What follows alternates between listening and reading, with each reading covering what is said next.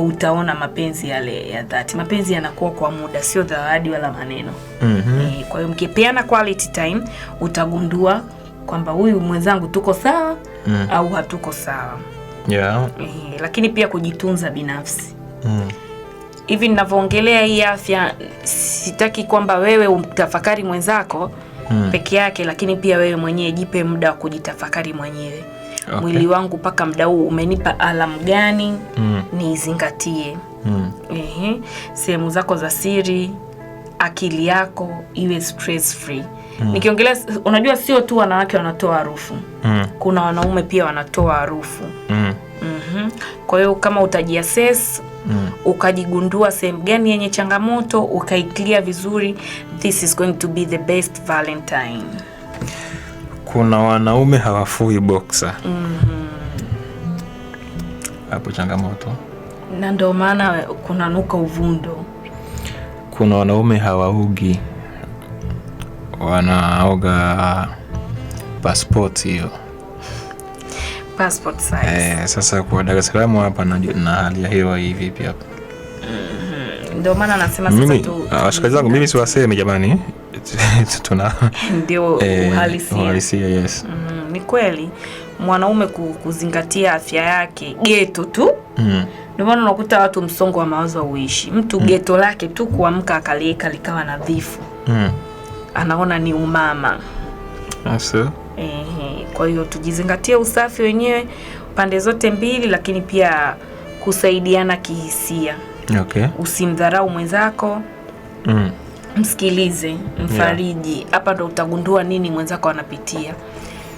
Hapa ndo utagundua nini mwenzio anapitia. Dharau, kebehi, kejeli hazifai kwenye mahusiano. Kwa hiyo unapokuwa unajiandaa kwenda kumnunulia mwenzako zawadi, jiassess, nimempa zawadi ya upendo, heshima, thamani, vyote vikae pamoja hiyo siku ya Valentine ili uweze kujideliver vizuri, sawa?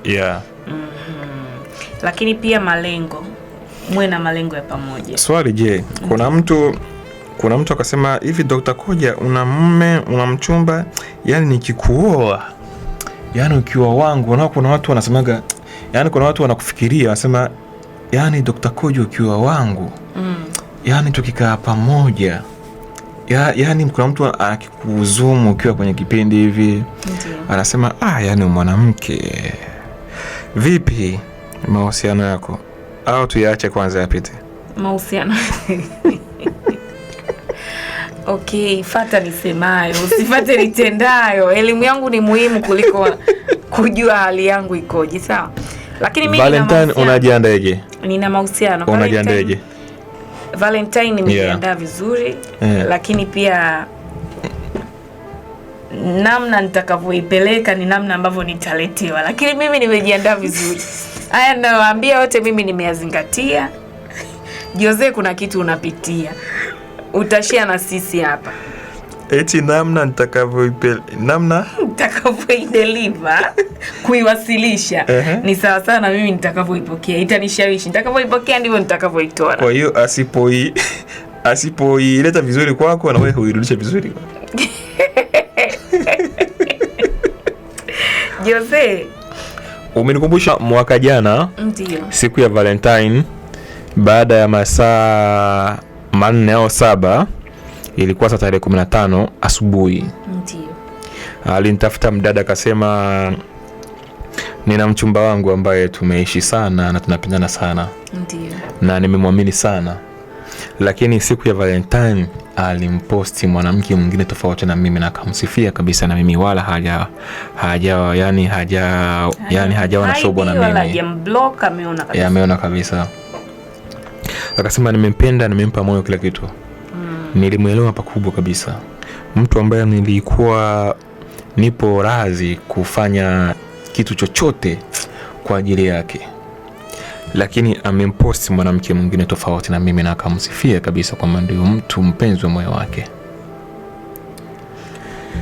Nifanye vipi?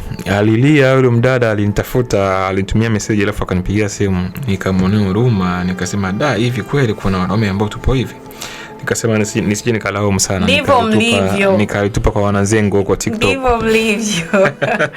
Jose, juzi wakati na scroll mtandaoni, kuna picha niliona dada ameshika tonge, yuko kwenye harusi.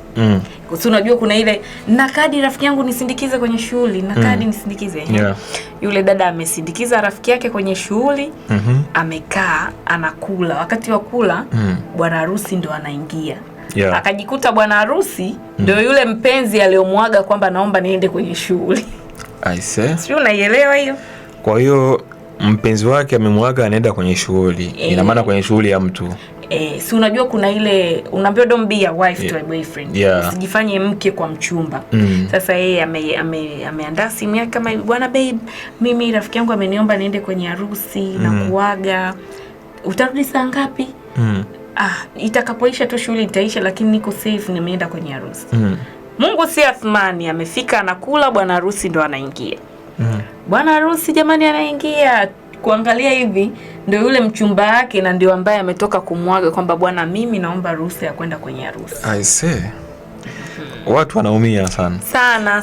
Hayo maumivu kwenye Valentine tunayatibu vipi sasa ili watu wasiendelee kuteseka zaidi? Ndio maana nikasisitiza jambo la kwanza kabisa ni mawasiliano yaliyo wazi. Unakuwaje unamwogopa mtu kiasi kwamba yani na kuwa naye kwamba nimemhurumia? Kuna watu wanajikuta wao ndio watu wanaostahili kuhurumia watu. Jamani, muache huyo kaka aende, muache huyo dada aende. Kama unahisi huyu nimemchoka, msije mkauana kwa pressure, si ndio? Jose, hiyo scene mtu kama una shock unakufa. Umeona? Mtu kabisa mwambiane ukweli, msiishi kwa kuhurumiana. Huruma sio mapenzi. Mimi sikupendi, tuachane kabisa. Make it clear.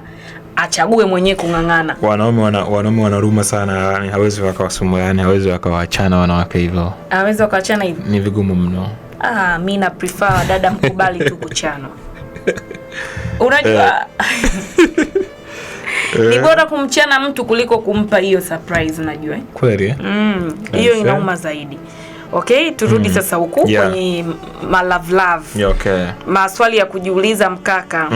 Je, mara ya mwisho kujisikia una nguvu ya kweli ya mwili ilikuwa ni lini? Kama unaweza ukaacha comment hapo, lakini jitafakari wewe binafsi, mara ya mwisho ukaona hii niliperform nikajiridhika mwenyewe na kumridhisha mwenzangu ni lini? Yani ile mara ya mwisho ambapo niliona leo nimefanya kuliko kawaida, hivi ni mimi au kuna mtu yupo ndani mwangu? Ni lini? Na pia vile swali jingine, kulingana na umri unavyokwenda. Kabla hapa kwanza, kameramani wangu Jam Africa, mara ya mwisho kujihisi una nguvu kabisa ukaipiga ukaichapa hadi kachanganyikiwa ni lini? Msema kama miezi miwili hivi. Hizo siku nyingine zote unapapasa? Hapana, sija deal navyo.